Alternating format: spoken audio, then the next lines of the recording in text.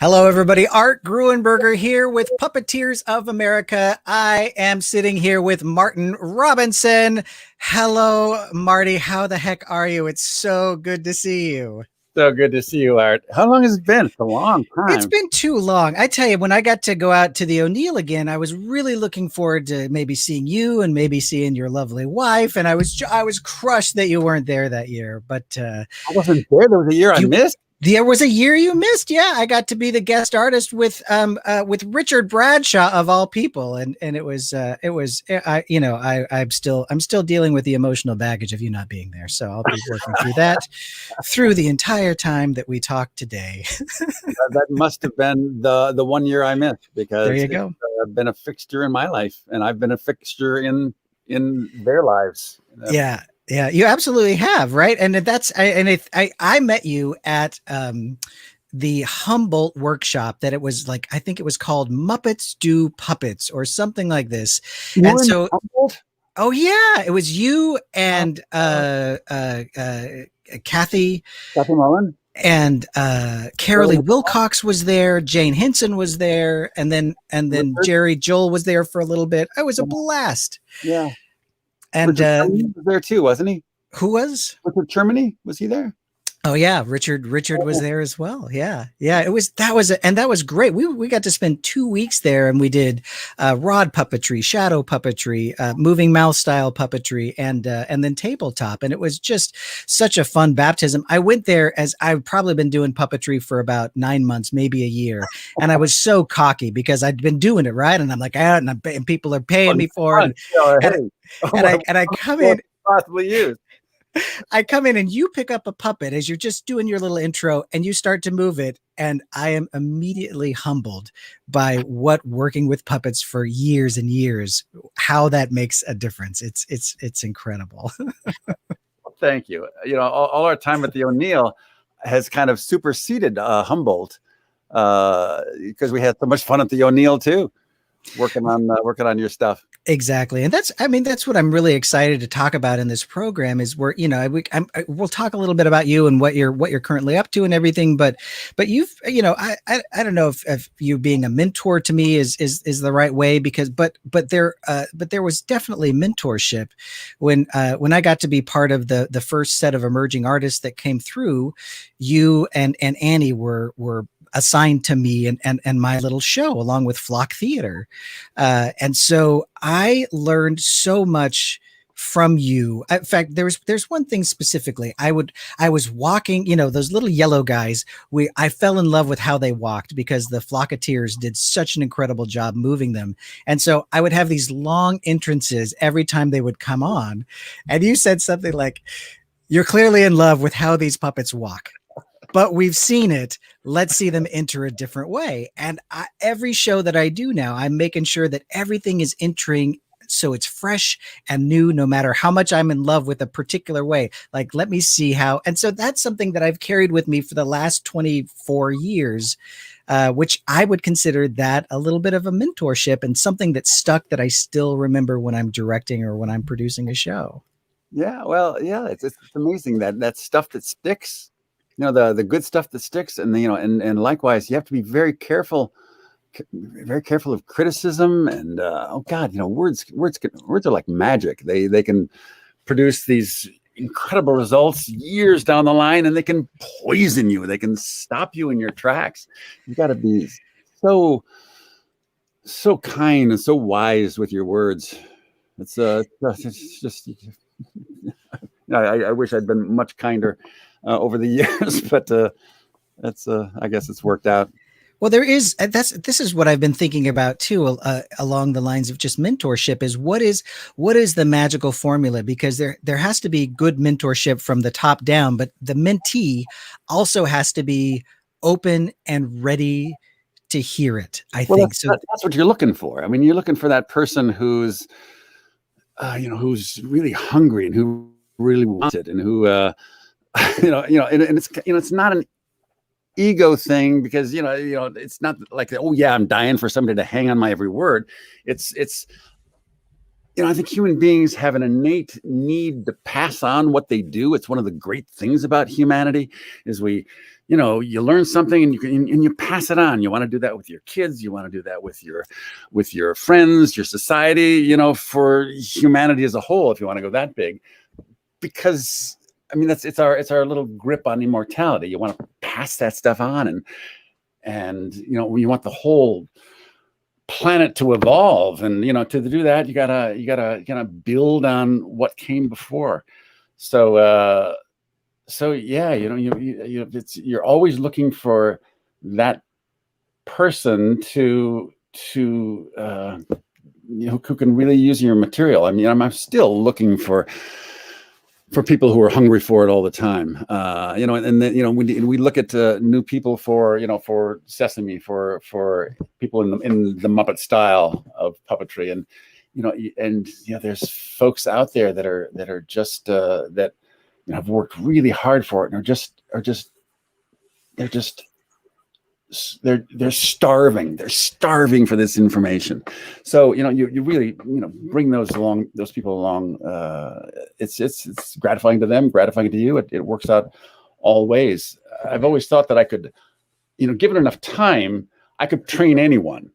There's a formula now. You follow the formula A, B, C, D, and by the time you get to C, you're going to be a puppeteer because you've done all 25 steps before that. But man, you don't want it to be like pulling teeth. You want it to, have a flow and a logic to it. How do you find, like, when you're mentoring somebody? A couple of things. First, when I've taught puppetry after doing it for a while, it's made me think about what I'm doing, and that I think has made me a better puppeteer, to be able to both communicate it and then to think about what I'm doing. Have you had that as well? Yeah, I think anyone who teaches what they love to do gets that one. It's the final step. I don't know if it's the final step, but it's a major step to being good at your craft, to being good at whatever you do. A lot of us work kind of on intuition, the seat of our pants, and improvisation and stuff. But when you start breaking it down and quantifying it and say, okay, why does that work? Why do you do it that way? Why is that funny? When you start really pulling apart like that, you say, okay, you have to have the answer to that. when one of your students says, why? If you don't have a, if you don't have a proper answer, then maybe it wasn't a good idea to begin with. Once you start pulling all that stuff apart, then you really. And I always, there's a certain amount of hubris that goes along with, I'm an artist. I'm not, I wouldn't lower myself to teaching. Well, teaching is just pretty much one of the highest forms of the art you can do, because you get so much better. And it shows you your weak spots, right? It's like, well, why do I do that? And yeah, absolutely. Yeah. So, all right, take me back to the beginning of your career in puppetry. I know you did some acting before then. I know you did. Right. So let's reel back to 1940. When was it? What night? What was the first job? Like, who was your first mentor? Well, how much time have we got? we got some time. My first mentor, really important one, was in junior high school. My art teacher, who for some reason I auditioned for a play, and for some reason she thought I could do it. I was a pretty introverted, shy kid, and I loved Halloween. Was the one day of the year that I could do something, be somebody besides an idiot from Wisconsin. So I kind of parlayed that into acting, and I got a job in the junior high school production of Oliver, and that changed my life. So the fact that she believed in me, put me in that role, and it totally changed my life, was the first thing. Coming to New York was huge. As far as yeah, you have some really good teachers along the way. I was thinking of all the teachers I had in grade school. I counted about 30 whose faces I could come up with. And there were Wow. maybe 7 who really made a difference, who I think were really great teachers. I mean, can you imagine if all 30 of them were really great teachers? Wouldn't that have been great? Yeah, But that'd be incredible, wouldn't it? and so I don't want to be that teacher that somebody forgets. I want to be that teacher that makes a difference. And then when I came to New York, like all my teachers were great. My first puppetry mentor, considering that we're all puppeteers here, hi folks, was Nick Coppola from Niccolo Marionettes, now New York Puppet Works. I auditioned for his company like I auditioned for everything that came up. Nick, hi Nick. That's Nick, right? It sure is. Yeah. I'm wearing the same vest right now. Hey, you never change a classic. No. Well, this is obviously my puppetry outfit. I got home from work. I came out, looked in my closet. Oh yeah, I'll wear that one. I must do that every time. Nice. But it was a touring marionette show. Peter Pan. It was Peter Pan and Jack and the Beanstalk. And I was qualified because I had a driver's license. I mean, that's poof. Really? That's poof, brilliant. Here, right? Peter Pan. That's the Peter we worked. It's a beautiful puppet. How did it move? I mean, did it move well? I wasn't Peter Pan. I was everybody else. But it was, I mean, all of his puppets work beautifully. Nice. They're, and we did it live back then. I mean, you did the voices live. The music was pre-recorded, but it was a live show. Three people going out on a 23-week tour of fantastic. Everywhere. Well, that must have allowed the show to really evolve too, being able to do it live, right? Yeah. Well, yes. Yeah. And you either on a tour that long, you either go stark raving mad or you learn how to work puppets. I obviously did both, but I kind of got bit by the puppetry bug, and I as an actor, I came to New York, graduated from acting school, and I quickly realized that I was going to be cast as 6'2" affable white boys from Wisconsin, which I was not interested in playing at all. I wanted to play, the extreme character roles. So when I discovered puppetry, it's like, oh, there it is. Animals, vegetables, minerals. Tiny little things. Gremlins, male, female, huge things. It didn't matter. It was all of a sudden everything, opened. Everything was available for me to play. And and of course, puppetry is just acting with an object. So I just took everything I knew as a human being and as a actor and just started doing it with stuff, with little things. Hi, I'm a puppet. So is there anything that you remember from Nick as a mentor that you still carry forward with you today? Keep my driver's license up to date. It's a good one. He took me out for my first gig where I went along, and I drove the van and I helped him pack things up, and I drove back to New York. And afterwards he said, okay, you got the job. We'd like you to go on tour, but you have to get glasses. Because I, squinted the entire time home, and they all thought they were going to die. So I got glasses. I take good care of my eyes now. Things he taught me, I just loved that whole company, and it was the camaraderie there. It was supportive. It was sweet, but they did a good job. It was, we worked hard for $75 a week. And I made $75 a week. That was the first money I ever made in my life. I was rolling in dough. First tour, I had $400 saved up, and I'd been, eating regularly and staying in Motel 6s, lap of luxury. Oh yeah, they have free soap. Which So that was my introduction into the real world of working in business, and being on time, and providing good service. And Nick was a good businessman in that way, as like he ran a tight company and supporting both his artists and the client. Yes, all that. Yeah, it was a good crew. It was supportive and fun. Good shows.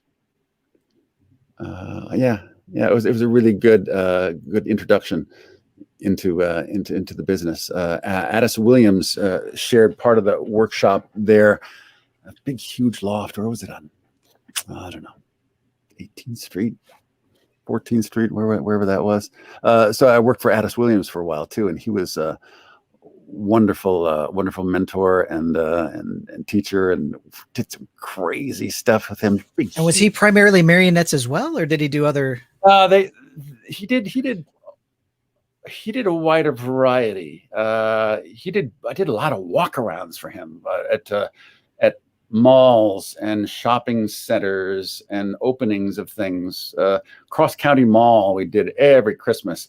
Big, huge walk around snowmen and walk around Christmas trees. He made a penguin that I worked that was, he was 15, 20 feet tall. It was just impossibly dangerous to work, but some of his stuff was just gorgeous and really nice. That was my introduction into costume characters, and rod puppets and working levers from below and working levers from above. So all the lip sync that I learned that came in use later with Muppet style. When I first learned to do like this, hi, how you doing? With hitting the little trigger up there, or hitting the trigger on the rod puppet down here. I got one of Addis's. I don't know if you can see that. Way up there. Way up there. Yeah. What is it? It's the Tin Woodman. It's Addis's Tin Woodman. He would be horrified to know that I have that because he threw it out. Addis, if you're watching, Addis, we'll put Marty's email up at the end of the show, and you can something he made very quickly, and I guess wasn't too proud of, but it's got a lovely little sense of character to it. It would happen with a lot of people I worked for. They would get sick of puppets and throw them out, and then at the end of the day, I would empty the trash and take it home. Were you building at this point when you were working for Nick and for Addis? Yes, I started building. I had a background in art. I was either going to go to art school or acting school. So what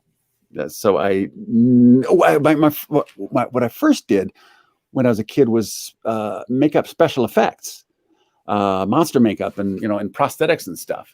So I knew about face casting and about modeling with clay and taking impressions and and molding rubber or any material. So I had a lot of mold making technique.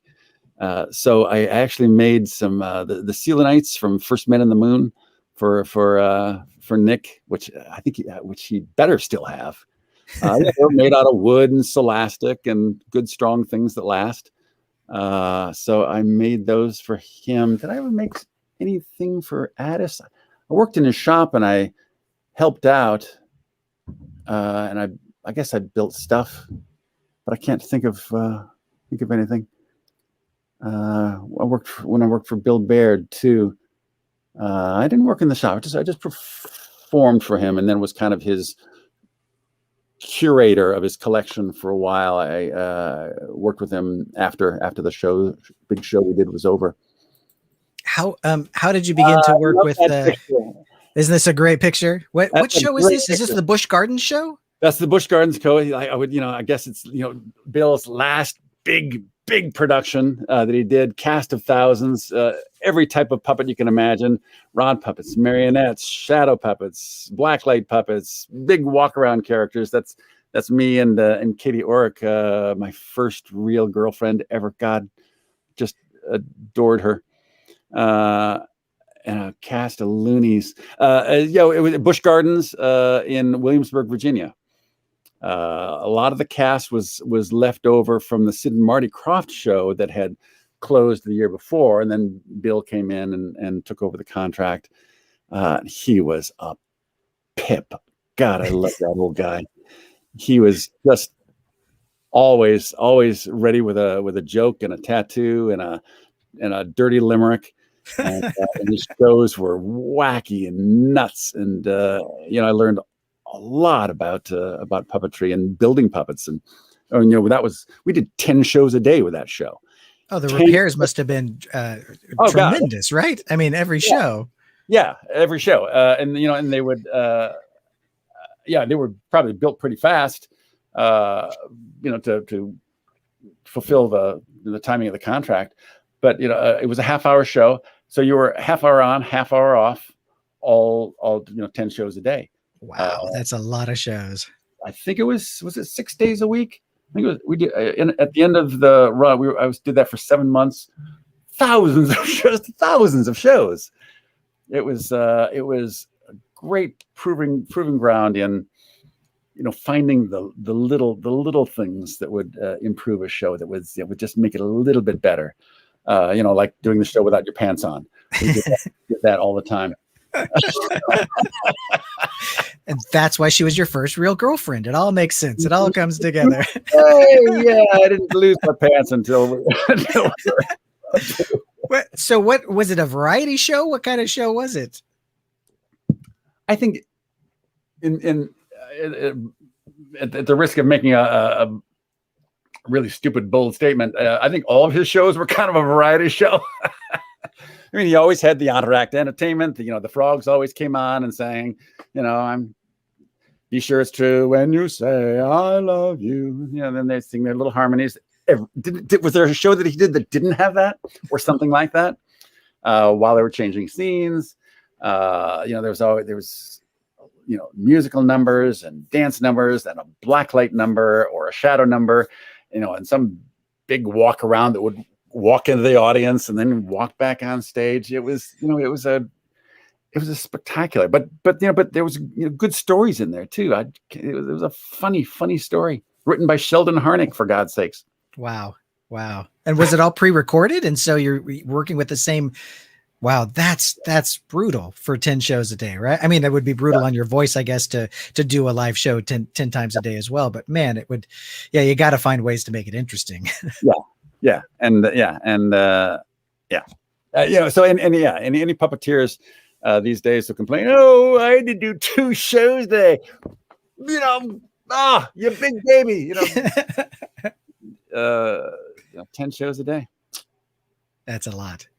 And so, like, what do you feel like Baird was a mentor to you as well? I mean, you work for him, but so what would you take away from? What did you take away from working with him? Oh, when I worked for Bill, I mean, when I worked for before that, I really liked puppetry and I appreciated puppetry.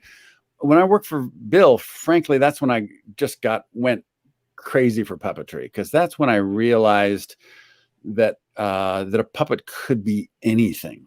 He built the character into the designs more than anything that I had seen before that. I mean, a lot of the other characters I had seen and worked with and been a part of were small versions of humanity or animals.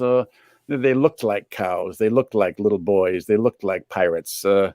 But his stuff was just so much more stylized, right? I mean, highly stylized. Geometry, living geometry. Those things that he would do.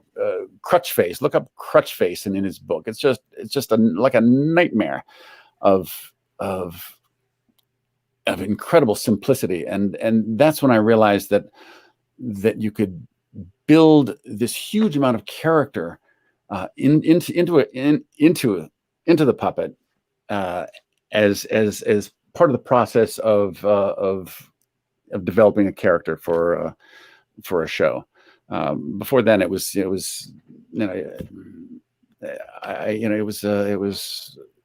character on something that was a representation of humanity.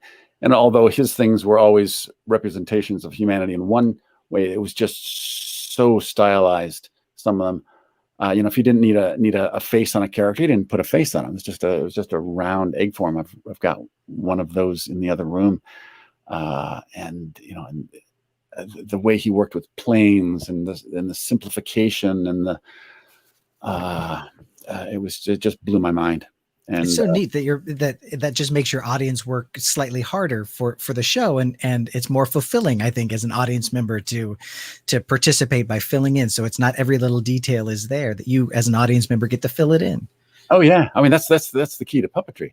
I mean the definition where a puppet is an empty vessel, half the soul is provided by the puppeteer, but the other half is provided by the audience. Yeah. And it's that dynamic. And and the more the more you can build a character that that somebody that more people identify with, that isn't a specific look, the more you can tap into some of that real deep humanity stuff. So from Busch Gardens, where'd you go?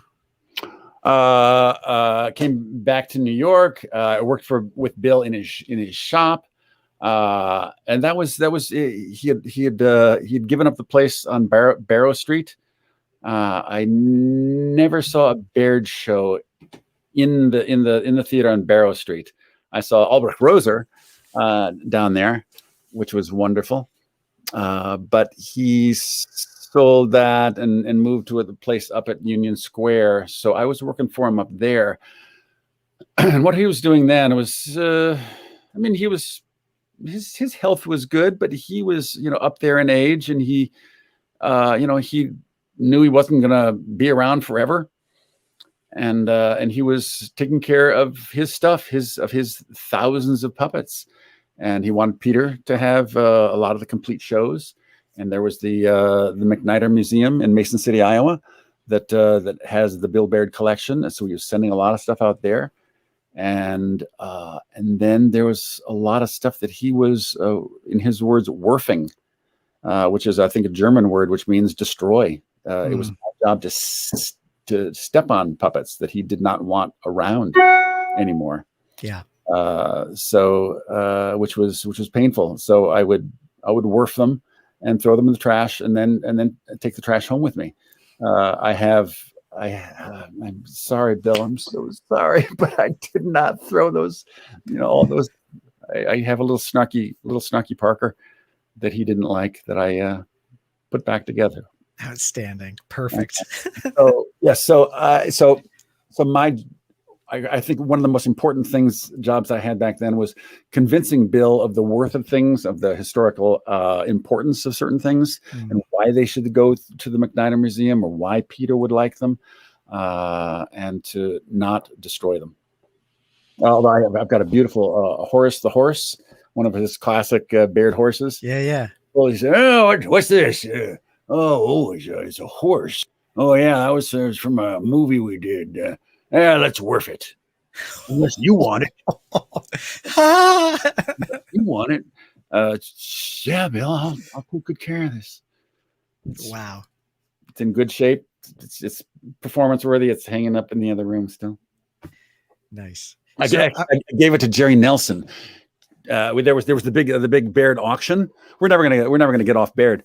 There was the big auction, and a lot of his stuff was sold. And it's lucky I didn't have more money back then, because I would have just spent it all on puppets. But I had a mandate from Jerry Nelson to get him, I think, Winnie the Pooh. Wow. No, not Winnie the Pooh, Piglet, that he had worked. And of course, instead of going for $200, $300, $400, it went for thousands, and I couldn't afford it. So I gave him the horse. Nice. And when Jerry passed away, it came back to me. Nice. Well, speaking of Jerry, you eventually moved over to Sesame Street, and really just like the height of what was going on with the Muppets, right? I mean, they were into like 3 or 4 seasons of the Muppet Show. They had Sesame Street going on. I mean, my goodness. No, a Muppet Show had just wrapped when I started. When did you move over to Sesame? I started in 81, and I think Muppet Show had just ended. I mean, I'm sure that there's 1,000. How many people watch this? I don't know. Someone will comment that I got it wrong, I'm sure. Yeah, if there's 10 people watching this, 9 of them know when the Muppet Show ended. But it was, that was finished by the time I started. But they were just starting Fraggle Rock when I joined, which I just loved everything about that. I desperately wanted to work on that, but it was out of my professional league. But what was there a question in there? I mean, like as you move into working with the Muppets, obviously, there's some heavy hitters in there as mentors for you. And this is your first time working in front of a camera, right? So that's just a whole different ball of wax. So what are you learning from these veterans, and who was your primary mentor there, would you say? Back then they didn't really train you. I mean, there was a big audition process where they invited a couple of hundred people over to the Ansonia Hotel, and then ran them through a bunch of exercises, and then you got an invitation to return the next day. You got a phone call. If you got the phone call, you showed up. If you didn't get the phone call, so long. So that was kind of like training. At the end of 5 days, there were just 20 of us left, and they must have given us some notes along the way. But the process. I mean, Jim and Frank and Jerry Nelson and Richard Hunt. I love those guys, and Kathy Mullen and Karen Prell were there too. But there was, the part of the training. There's Richard. I took that picture. That's a great picture of Richard, isn't it? It's the only picture of Richard in existence where he wasn't mugging for the camera, because I caught him. I just had the camera set up and got him when he turned before he could make pull a goofy face. So they didn't really. I don't remember a lot of training. I mean, yeah. Here was the training. They put Cheryl Blaylock and I in a room with a camera and a monitor, and said, "Hey, okay, you play. You can play till the last person at the last person leaves the offices." And we did that a couple times a week up in the mansion up on 69th Street. But I don't remember there was anyone there giving us any guidance at all, which is weird. And then they put me into Sweetums and said, okay, this is kind of like Snuffleupagus. Here's the mouth, try this out. Because of all my experience with working with Nick and Addis, mostly I had experience in costume characters. So I kind of knew how to translate puppetry into a costume character. And I was originally hired to do Snuffy, which is a slightly different animal than the other characters. There's Swaffers. That's at Central Park West. Me in Snuffy on the left, and Dave Rudman is in Mama Snuff, and Judy Slatke in Baby Snuff. We actually waited for the walk sign and then crossed the street. Brave. With New York City drivers just kind of watching. Okay, yeah, all right. Welcome to New York. we did it. Nose to tail, and got across the street before they ran us over. So the shot continued after that. So one of the things that I love those guys, and they led by example, and they would throw us in a room with them, and you'd work side by side with them, and you'd get comments now and then. But since that time, we have codified the system of becoming a Muppet style puppeteer. I mean, I started teaching it, and then I realized that it didn't exist. So I wrote it down. Here's the first step. that you get first, you got to learn, get lip sync, then you got to get focus, then you got to get position in camera, then you got to get this, and you line up those things, the layers of the onion, and you don't go to the next step until you master the step in front of it. And once all that stuff, anyway, so we invented this system. And is that company wide, or is that just for Sesame Street? Now, because I wrote it down and I gave it to everyone. Since then, and Matt Vogel has written up a whole prospectus, and Peter Linz, and there's a lot of all those crazy people. That's Dave Rudman and Joey Mazzarino and Jim Krupa and me and Kathy Mullen and Rick Lyon and Carmen and Noel and Peter and Camille Benora. And so these people probably benefited from your codified Muppet training manual, right? No, not these people. No, it was after this, huh? It was after this. The equivalent back then was, you throw a kid in the deep end of the water, and this is how you swim. Boom! If you survive, you're a Muppeteer. If you don't, you washed out. And and people would wash out. There was a guy that was there one day that that did his character flop sweat. The term, and it was just one day, and he was out, which was so unfair. So when I started teaching the international productions for Sesame Street, the co-productions that Sesame has in every country on the planet, I don't know how many productions they've had in different countries. I mean, not all at the same time, because it's always kind of a growing, evolving, rotating thing.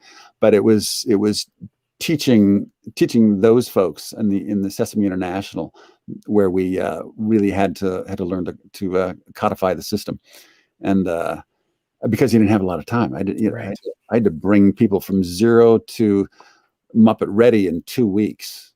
And were you doing the auditions when you were overseas with these new crews, or did they have people for you to train? Well, no, I mean, as you know, you can't audition because nobody knows how to do this. I mean, actually these days, because there's a lot of information out there. There's YouTube. You can get that information if you want. If you're really hungry, you can go to YouTube, copy the best puppeteers that you see on there, the ones you like, and have some pretty stunning technique. And I've seen that, but you couldn't do that back then. Right. So wait, your question, what was your question? I lost track of it. I have no idea. Let's rewind the tape. Can we rewind there's nobody over here. I don't know who I'm talking to. So, but when you would go over that, you couldn't audition them. So you just had to, so you had people in place already. No. The way you audition is you train and you see who takes to the training. Would you have extra people then? Would you bring in 20 and you needed 5, or like? Absolutely. I would start with 60 and I needed 10 usually. 7 to 10 was usually the magic number for three main characters, a walk around, right hands, and a couple of wranglers generally. And how long would it take before you knew? How much time? What I do is I train 3 days with absolute no judgment whatsoever. There's I just drill, train, see who, see what they do. And then at the end of 3 days, I start saying, okay, come in, show me how much of this insane, unnatural technique you can actually put to use. Can you find the center frame? Can you focus? Is your lip sync, Muppet ready or getting close? Do you know the difference between your left and your right on a standard monitor? Or what I'm looking for is people who are fighting for the technique, really, and aren't beating themselves over the head, getting frustrated. People who are, you look for the fighters. I was doing a video auditions before COVID in Afghanistan, and because we couldn't go there, they couldn't get out. And there's a line of 10 women, and they're coming forward one at a time. There's one girl back there who every time anybody else worked, she was there doing this and looking at the thing, and everyone else is talking and having coffee, and I'm saying, okay, who's this girl back there doing this? She was the hungry one. Ultimately, she was the girl I hired. But so anyway, the process is you train, you see who takes to the training, and then you start winnowing it down. And then after the end of 2 weeks, I would usually be able to choose. And then they go into an intense training session on their own, usually for a couple of months. This is well in advance of production. And then I would go back before production and drill them hard. Just hone and polish what they've been working on. Yep. And during the 2-month period in between, they would send me videos. I'd critique the videos and make sure they weren't getting into any bad habits. And then hold their hand for the first week of production, where when it's all the practical stuff, and everything running around on your feet when it's easy. Now you got to do this flat on your back. Now you got to do this, sticking your hand up through a hole in a staircase. Impossible stuff, but doable if with some guidance. So lacking that training, lacking a manual, being thrown in, how did you, how were you mentor? I mean, you obviously weren't directly mentored, but was it all about eavesdropping and watching them and how they were doing it? And who, and who were you watching? I mean, who was like, oh, this is it. I mean, I watched Richard Hunt. I watched Richard Hunt all the time. Everything Richard Hunt did was magic.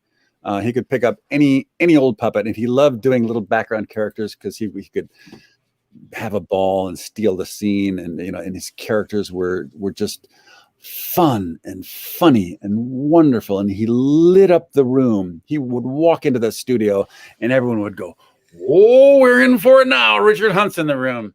And and not to take anything in anyone, Jim would say this. Frank would say this. Jerry, anybody who ever was in a studio with Richard Hunt would say exactly the same thing.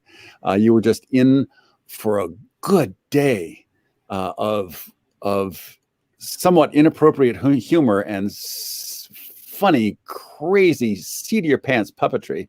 I mean, he wouldn't look at a script. He would. This is Richard with the New York Times. He's got the monitor there, and he's got the New York Times here, and he's reading it, and his puppet's in his lap. Okay, you ready to go, Richard? Yeah, I'm ready. Okay, here we go. And 5, 4. You start on the Times. You take his script for 3, 2. Take this crumpled script, put it next to the monitor. 2, 1. Boom, and he was brilliant. Brilliant. He'd never looked at this script before. It was all wrinkly. hadn't marked his lines in anything. And I immediately understood that there was no way I could hold a candle to this man. I couldn't do it that way. So the only way I could share a stage with Richard Hunt and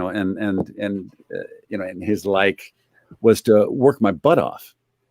So I worked and memorized parts and planned my beats out and did my actor's homework, and with a strong kind of work ethic like that, I was able to actually hold my own. But it wasn't until Jim Henson used to say that a puppeteer had to work 3 years before they were any good at all, before they were worth anything.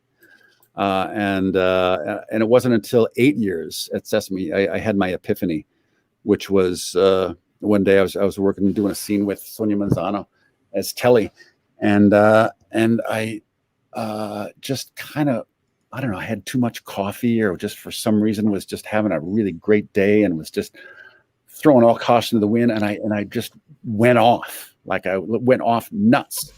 And all of a sudden, Sonia we were cooking. It was a funny scene, and everyone got excited. And I watched the playback and said, "Oh my God, that's probably the best work I've ever done." And I was just effing around, being a nut, but but the key was, it was the first time when I wasn't judging myself and controlling myself and thinking, okay, this is a good, safe performance that I should be doing. This is, I wouldn't want to be crazy up here. They'll haul me off. That's not good social behavior up there. And I realized, oh, it may not be good social behavior, but it's great puppetry. and I from that point on, I kind of lost my mind. And the more I lost my mind, the more fun I had and the better my work was. And the more dynamic the scenes were. It just I would imagine the layers of all of the disciplined work that you put in, though, finally allowed for that moment. I mean, you probably couldn't have cut loose a year after doing it, right? I mean, oh God, no, I wouldn't have, no. And I would be remiss not to mention Kermit Love. Kermit Love was there from the beginning, and and he's infamous. Anyone who knows or worked with Kermit Love will, I'm saying a lot of. That's him. That's Kermit Love's backside. That's my favorite picture of Kermit Love. That's a great picture. It's a great picture, and it speaks volumes about Kermit Love. That was, as far as mentors go, I mean, I don't want to, I don't want to say anything terrible about someone, and I don't want to, but you can speak ill of the dead because they can't defend themselves, right? And at the end of when he left Sesame many years into my career there, and then the time afterwards, I came to really appreciate him, and we became good friends. I mean, I don't know, we really, he appreciated my work, I appreciated him, but there's no reason why he had to torture me for 3 years. There's no reason why I should have had to put up with his poisonous attitude, his abuse for that amount of time, and it was just verbal, but it was relentless, and it was personal and cutting. And I'm glad that I put up with it, and that I was able to separate the useful information from the poison, and to not lose my temper, and to just glean the good that I could get out of that. It was hard. I wouldn't. I'm glad I was kind of wet behind the ears and kind of, would put up with anything because it was rough. After 3 years, after saying things like, Mr. Robinson, you should be embarrassed to put in a performance like that. If I were you, I would quit. I mean, he was, he was very proprietary over the Snuffleupagus part, and I was not his choice for the character. I was Jim and Jane's choice for the character, so he hated me thereby. And after 3 years, he finally this is when he started to turn, which was Mr. Robinson, that performance wasn't nearly as bad as I expected. He said that, and I said, wait a minute, was there a compliment in there? After starving for so long in the desert with nothing, then you finally get the crumb, right? A crumb. And yes, he made me a better puppeteer. In the crucible of Kermit Love, he was a harsh master. And when I became a teacher myself, I just said, okay, I'm gonna take a lesson from this, and that's stuff I'm not gonna do. That was my experience with you. Is that you were always honest, even if the honesty was going to maybe upset me as an artist, or like even if you had to disagree with me with a choice that I was making. you were always honest about that, which could hurt if I was really in love with something that I was doing, but you did it in a kind and always like a little, slightly funny way too. Yeah. And that's really appreciated. Yeah, well, I used to be, much more opinionated about what was right and what was wrong. And, I realize now, a person's art is a person's art. It's very personal. I don't have to agree with it. It doesn't have to be done. I can give you, what I try to do now is to, just give people suggestions that will draw their artistry out more effectively. That's very much what I do now. Giving somebody, giving advice is a tricky thing, because I don't want to, rubber stamp my artistry. I want you to develop yours, and I'll show you what I would do if it was my choice, or and I try to lead by a certain example of my artistry and my choices, and you can take from that. But giving super strong advice to anyone is it's a tricky thing. But there is principles, though. There are general theatrical principles that almost always apply. I would say. All right, listen, we're getting close to wrapping things up. Nappy here, he's saying, what about the National Puppetry Conference? So many different kinds of puppetry created there. What's going to happen this June? Are you on the inside of this? Do you know what's happening in June? We're doing it. I'm Tim Lagasse and I are doing Sock Puppets Gone Wild. Something we decided that could be done remotely. It's all happening. Nice. Nice. So it's going to be all online this time. Just yeah. I can't wait for it to be back in person. All right. Like I said, we just have a few more minutes. It would be criminal not to talk a little bit about Little Shop of Horrors. And when you sent me your list of mentors, seeing Howard Ashman on the list was incredible. It's like, because that was like the renaissance of Disney films with Aladdin and with Beauty and the Beast and with Little Mermaid. Him and Alan Menken. And so you got to work with these two guys on a brand new show. Yeah. What was that like? Before all those projects? Yeah. I can't believe I've been wasting all this time talking about those other puppeteers, talking about Kermit Love, when I could have been talking about Howard Ashman. We'll cut it out in post. We'll cut it. Okay. Are we live? We're live. No, we're live. Another half an hour. Let me talk about Howard for half an hour. Yeah. Howard was amazing. I auditioned for him, like every other puppet builder in New York City, and we hit it off. Doing that show was just everything about it. It's that's this small, weird, quirky, nutty little show that nobody thought was going to do anything. After the show became a hit, Howard had a crow eating party for all the people, including his agent and friends and family, that told him he was nuts to do this thing. Anyway, being in on the ground floor of that and seeing the whole process pretty much from the ground up. It was written, but it was being rewritten.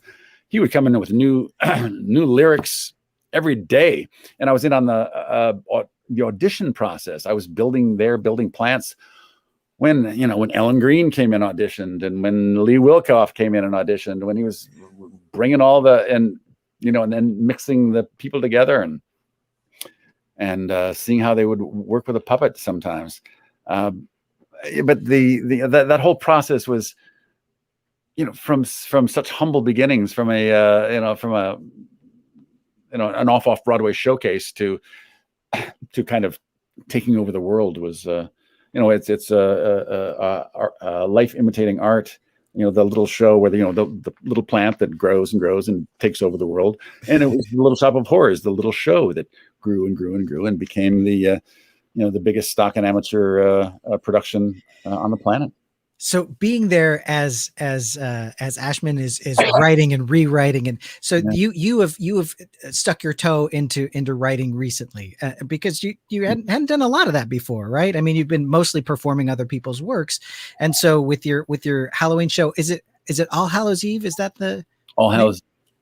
So well, you're I had done some productions up at the O'Neill. I mean, Richard Termini, well, it was very early in the O'Neill's history. He said, "All right, I want you to do, do you want to do a show, a guest artist?" So and it's got to involve everyone at the who signed up. 20 people. That was all it was back then. There weren't all the tracks. right. I had done the Jack Straw's in a Wind Tunnel back then, which we took to some festivals. And then Annie and I wrote Pigeonholed, which was fun. She wrote that. But this is, I wrote All Hallows Eve, the book and the lyrics. And Paul Rudolph, my collaborator and good friend from he's our musical director on Sesame Street, did the music. And, I got to, hire all my best friends and Jen Barnhart and Spencer Lott, and Austin Costello and Tyler Bunch, brilliant performers. Austin Costello, he's probably, as far as mentees go, yes, I've known Austin since he was 10 years old, and God, I love that kid. He's just brilliant. That may be a really good time to play this little video. I'm going to go ahead and play this right now. It's Austin's video. I'm Austin Costello, a puppet artist from Long Island. I'm really honored to have been asked by the P of A to speak on behalf of Mr. Martin Robinson, a person who's been my mentor for the past 15 years or so. I met Marty for the first time in 2006 when he, along with the Sesame Street crew, were shooting a show called Panwappa. And when I met him, he signed my copy of Sesame Street Unpaved, as any good Muppet geek would ask him to do. And he wrote, "Keep on plugging. Perhaps we'll work together someday." He knew that I was a huge fan of the Muppets and of Sesame Street, and he knew that if I kept at it, that I'd be good enough to work as one of the Muppet performers. And I'm honored that through his guidance, coaching, mentoring, that now I am one of the new mentees at Sesame Street. Along with working with him at Sesame Street, I've worked with him at the National Puppetry Conference at the Eugene O'Neill Theater Center, and I've worked with him on his show, All Hallows Eve, which had an incredible run off-Broadway a couple of years ago. Marty is one of the most important people in my life, hands down. He's become my puppet godfather, somebody that I know that I could call or email at the drop of a hat anytime that I need advice on Puppet World stuff or Little Shop of Horrors coaching, just about anything that I've needed. He's been the person who's wanted to help me the most. Marty, thank you for so many years of support and of love and of guidance and for being my puppet godfather. And everybody out there, I hope you find a mentor who's as special as Marty has been to me. Enjoy this interview with Mr. Martin Robinson. Thanks, Austin. Well, geez, I can't think of a better way to wrap things up. Marty, it's been just a thrill getting to chat with you. I miss seeing you in person. I can't wait to run into you soon. And please give Annie my love. She was a great writing mentor for me as well, and I still use stuff that she taught me. So thank you for helping me. Thank you for spending a little bit of time with us. Thanks for being our first guest on the new program, Meet Our Mentors. We really do appreciate it. You're very welcome. I could go on and on. There's probably mentors on my list that I never that we didn't even get to. Right. Part 2. We'll do part two. I'm available. Good. Thanks everyone for joining us. We'll see you next time on Meet Our Mentors.